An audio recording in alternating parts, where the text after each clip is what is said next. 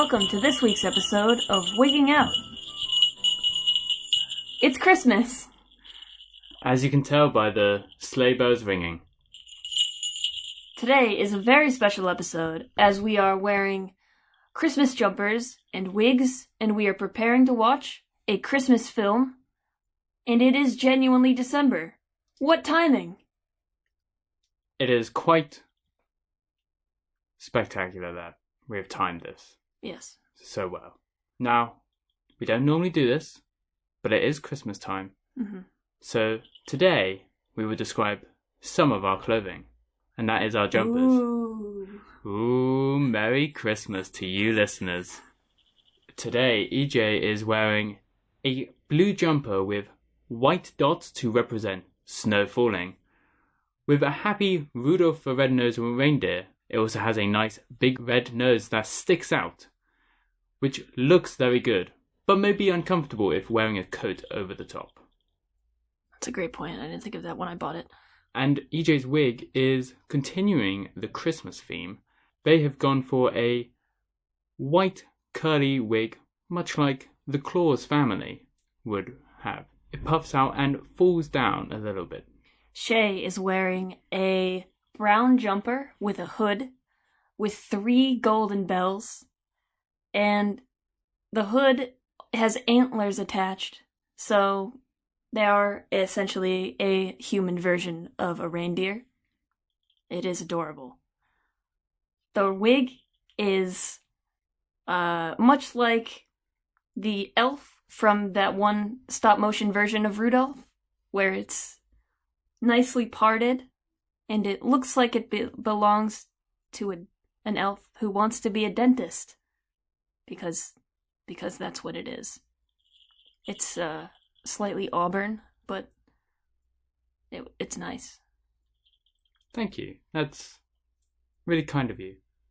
There's nothing better to give at Christmas than a compliment.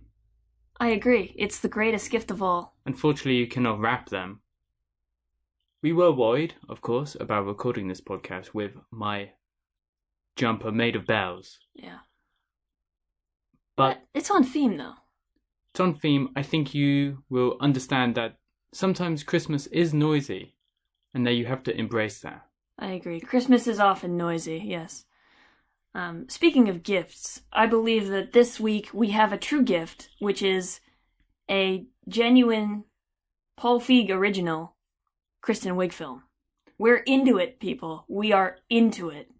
This is the first Paul Feig / Kristen Wiig collaboration. So it'd be interesting to see how their relationship starts. I am convinced that I might have seen it, or I just remember the trailers very vividly from childhood. The film looks like it has a few children in it, and they are stuck at an airport during Christmas time.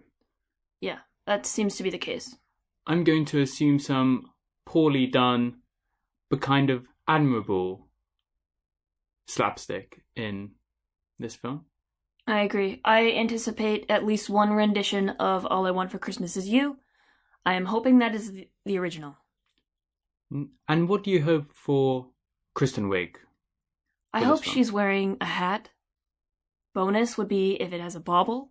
Generally, I'm hoping that she's wearing a hat and perhaps a sweater. I hope she pretends to be a plane to entertain her child. That would be nice. That would be nice. Definitely a different direction for acting for her, but I'd support that direction. Kristen Wiig is playing Carol Malone in this film, the mother of a child, I believe. Okay, I'm gonna make a prediction. She's not even in the airport. I think she gets to be worried throughout this entire film. Kristen Wiig, I think, is a very good warrior on camera. She seems to be, yeah. Yeah. It's her signature. As we've only seen her as 2 people. Both of them worried. Yeah. And generally, I hear from a good source that when she goes into banks, she worries and then she gets her money out as ID confirmation. Do you worry that she's being typecast? I think it's too early in her career to be typecast. Okay. I worry for her later. I always worry for her. Yeah. She's always in my thoughts. Same. let's get into the film.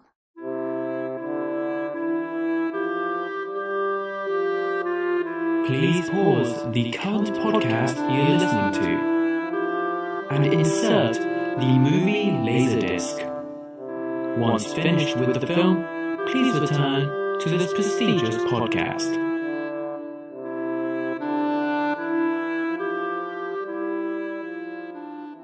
Hello, welcome back. You have hopefully just watched Unaccompanied Minors along with us. How did you find that, EJ? It was a little bit painful. I'm very surprised that it's a Paul Feig film. I don't want to blame him for the writing. He just directed it, so let's not throw him under the bus too far, but... I think the problem is that Paul Feig's directorial style relies a lot on improvisation and coverage to edit together a seamlessly hilarious film. Yeah. But Paul Feig was working with child actors and in the framework of a family action-y set piece comedy at Christmas, gonna just go along with it no matter what. This was a very mid-2000s film. You could feel the crushing weight of the decade on top of you.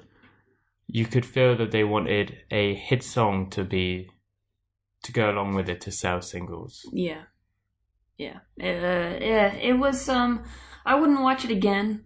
I mean, after having watched Enigma with a Stigma, I don't feel like any film could truly be as bad as that, so anything else seems better, which is great. Very helpful in that regard. So it wasn't terrible to watch, but as a film, it was not great. I do remember seeing the trailers for it when I was a kid. Do you remember that? No, I don't think it was that big over here, probably. Yeah. I vividly remember the trailers. I am glad I didn't watch it at the time. Do you not think that maybe you would have enjoyed it more at the time when you were younger? I like to think that my taste was better than this film, but I can't promise that. I don't know. I probably would not have liked it because it was aggressively heteronormative. Yeah, it did seem there was perhaps maybe a queer child who was then forced into a romance. Everyone was forced into a romance. And they were 12. And they were 12. They don't need romance. Yeah. Do you want to give a quick synopsis of the film? What do you even say? Kids are trapped in an airport. Kids traveling alone, we should say. They're called unaccompanied minors in airline terms. They were trapped in an airport due to a snowstorm, and they are being minded by some airport employees, one of which is just not into Christmas and is very cruel. So they, their mission is to escape the airport to a hotel nearby where many of the other kids are staying for the night. One of them has a sister that's over there who is expecting Santa to show up at 4 a.m. and he doesn't want to disappoint her. Very kind of him. That is kind of sweet. Yeah. So, you Kristen Wiigites out there, you Wiggers, we were, of course, expecting maybe Kristen Wiig to be a concerned parent. Yeah. I was hoping she'd act like a plane. You were hoping she would be in a hat and a jumper. Recklessly optimistic of us. She was doing neither of those things, and she was actually only in the film for 9 seconds. However, this does provide a brilliant opportunity to do a second-by-second analysis of Kristen Wiig's performance. Woohoo! Let's jump straight into it. So before we begin, we can see Kristen Wiig. She is in a fur coat, a purple top Purple. I, again, suspect you're colorblind. It's brown. It's like a purpley brown. It's definitely just brown. I'm willing to compromise that it's a purpley brown, but viewers at home, watch this, tweet at us. Is she wearing purple or brown? It's going to be like that dress that one time. I think maybe what's throwing me off that she's got a brown fur coat and a brown belt. Yeah. And therefore maybe my eyes are trying to my brain is compensating and saying, well, that must be a purpley top. And she's wearing blue denim jeans. She's got a handbag, I think, that's hidden at the moment. Yeah. And she is blonde, and I believe she has hoop earrings. Is that just underneath her hair? You are correct. Shoulder-length blonde hair. It's kind of dirty blonde, bit wavy. So the scene at the moment is they are in a kind of low-rent mall where her and her child are about to see Santa Claus. Kristen Wiig looks very irritated at her spawn. Yes, so that's the first second of Kristen Wiig's appearance in this film. Let's continue. Ooh, we've cut to a closer shot. We also saw that Kristen Wiig was chewing, so she must be chewing gum. Kind of a very stereotypical trait in a film of someone who is lower class or disinterested. Yeah. So at the moment, Kristen Wiig is painting quite an intimate portrait of this woman. Yeah. Why her daughter is maybe not sounding so loving towards her. Mm-hmm. So far, 2 seconds in, we've got a whole character. It's pretty impressive. You can really see why Paul Feig worked with Kristen Wiig later on. He saw something in these 9 seconds. Yeah. Let's watch the next second. Okay. Ooh. We've got an aggressive half of a line.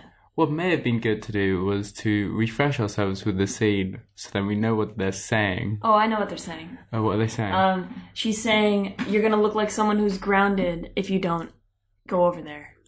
The child is refusing to go over and sit on Santa's lap because she is too old, and Kristen Wiig is hoping for a picture, and she is saying that her child will be grounded if she does not cooperate. So, even though maybe Kristen Wiig doesn't seem like the greatest parent, she does want some kind of happy memory of her child, enjoying Christmas. Yeah, she's just going about it the wrong way. I think maybe, Kristen Wiig's character is probably frustrated that her child, her spawn, is not conforming to how she thought that child would grow up. Yeah. At the moment.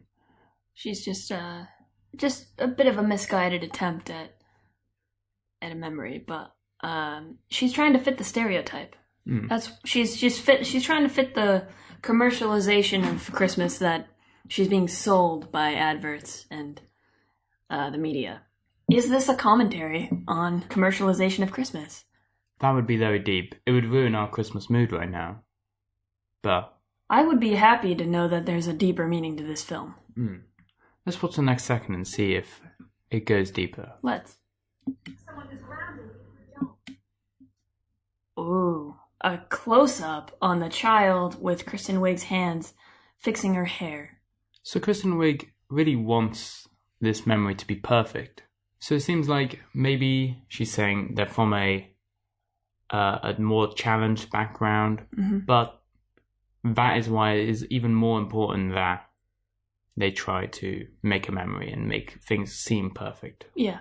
One of the central components of this film is that all of the children come from either divorced parents or families that have going through some troubled times. So I would imagine that she is struggling to connect with her child after a difficult year, perhaps. Also, right now, in this close-up, there is some two-handed acting by Kristen Wiig. I know that is your favorite two-handed acting. I love some two-handed acting. Yeah. It's pretty good. You can see that Kristen is adjusting the child's hair. I think adjusting a flower that is in the child's hair. It's kind of hard to see.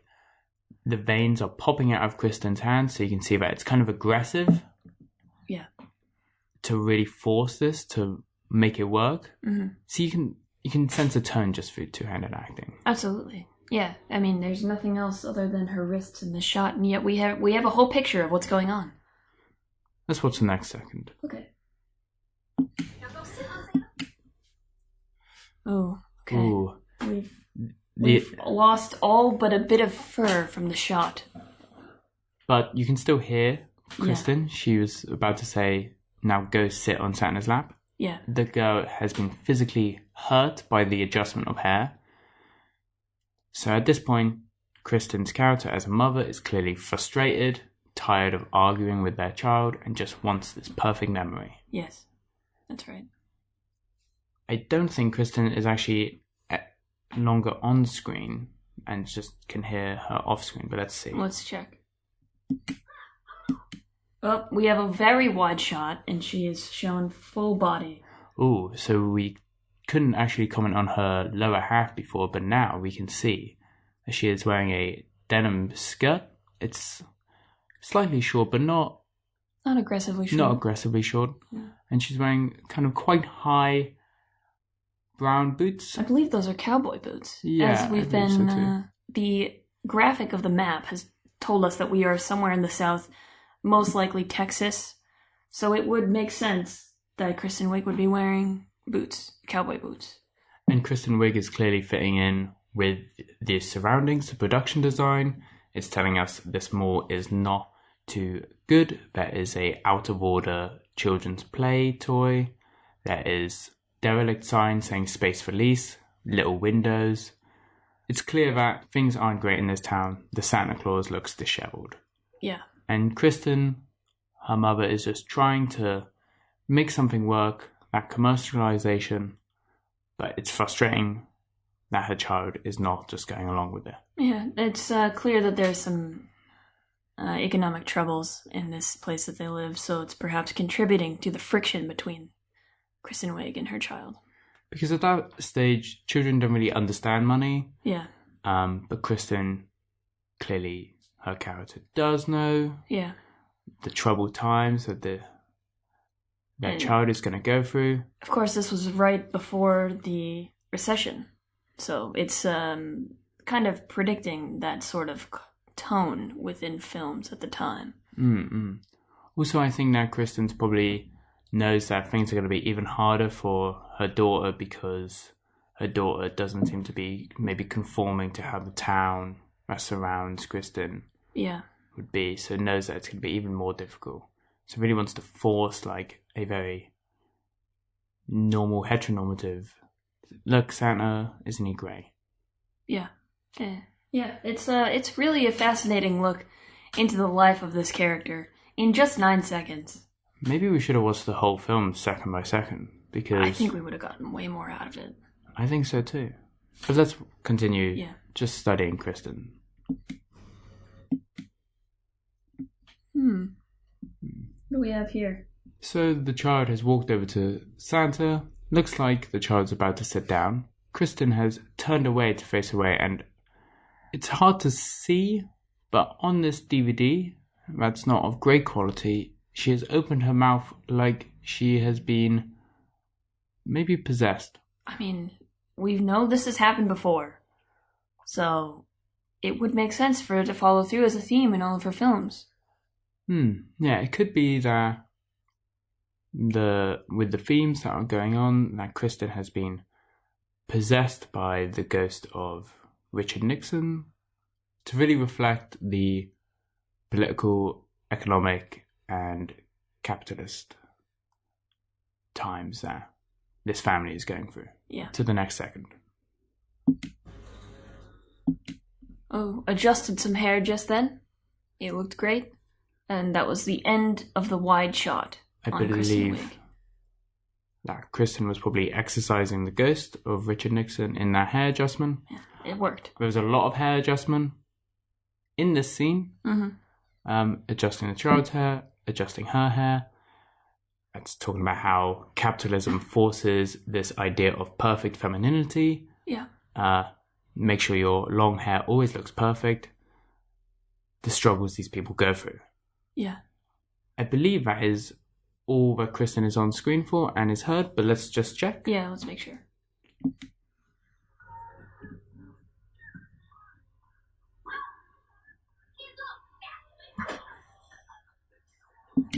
Yep, that was it. That was all of Kristen on screen. The scene rounded off with the child sitting on Santa, Santa touching the child on the shoulder, the child being annoyed and punching Santa in the stomach. Yeah. Oh boy. What a story. Yeah, we just got more out of that 9 seconds than we did out of the entire film. So it's clear this is like one of Kristen's first like big films. Yeah. And it's clear this is why she's starting. In the next film, she's going to get a bigger role. Yeah. And continue to get bigger roles because in that 9 seconds, she told us so much through her acting and performance. Yeah, we learned a lot. We went through a whole character arc in those 9 seconds. So we saw that she wanted a perfect family memory due to capitalism. The child would not agree, was aggressive with the child, forced the child to do something that they didn't want, to force this memory, allowed Richard Nixon to possess her, and then, when she got what she wanted, pretended everything was normal. Yeah. Really remarkable tale right then. Just worth a watch for sure. It's the tale I will tell if I have children.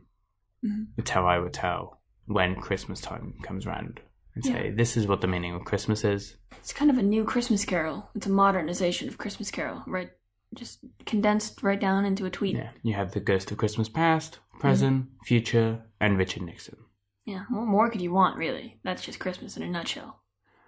So let's rate Kristen Wiig's performance. EJ, how many wig hairs would you give Kristen Wiig? I would give her 30. I think this is her biggest role so far. Even though we saw her more often for longer periods of time in other films, I think in this film she really drew you in with a very compelling performance in those short 9 seconds. We got a lot out of it. So I'm very impressed by that. I'm going to give her 30 wig hairs, which is, I believe, the most so far. I believe you are correct. I think, for me, it was probably, before we did this second by second analysis, it was probably like 20 wig hairs. I thought, you've given a very solid performance. I understand your character. But doing this second by second, I've seen the subtleties that she showed, and I would probably say maybe 40 wig hairs. Wow, okay. 40 wig hairs and a bow. And a bow. And a bow. Wow. Now is that bow holding together all the wig hairs or just partial?